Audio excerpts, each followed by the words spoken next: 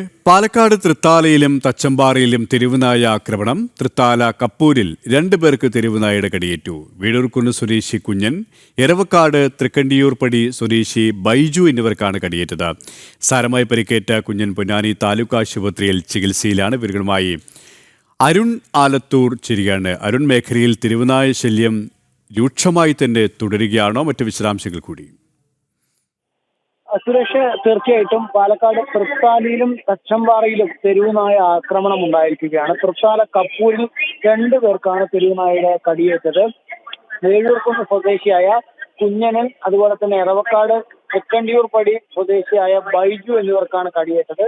സാരമായി പരിക്കേറ്റ കുഞ്ഞൻ പൊന്നാനി താലൂക്ക് ആശുപത്രിയിൽ ചികിത്സയിലാണ്. വീടിന് സമീപത്തു നിന്നും കുഞ്ഞന് കാലിലാണ് കടിയേറ്റത്.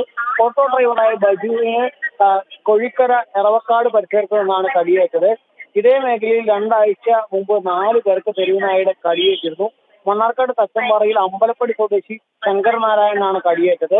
ഇതുകുറിച്ച് സ്കൂളിന് സമീപത്ത് വെച്ച് വൈകിട്ടായിരുന്നു സംഭവം. നടന്നു പോകുന്നതിനിടെ പുറകെ വന്ന നായ കാലിനെ കടിക്കുകയായിരുന്നു എന്നുള്ളതാണ്. എന്തായാലും ഈ 2 പ്രദേശത്തുള്ള ജനങ്ങളും പറയുന്നത് ഈ മേഖലകളൊക്കെ തെരുവുനായ ശല്യം വലിയ രൂക്ഷമായി തുടരുന്ന ഒരു സ്ഥിതിയാണ് ഉള്ളത് എന്നുള്ളതാണ്. ശരി, അരുൺ ആലത്തൂരാണ് വിവരങ്ങൾ നൽകിയത്.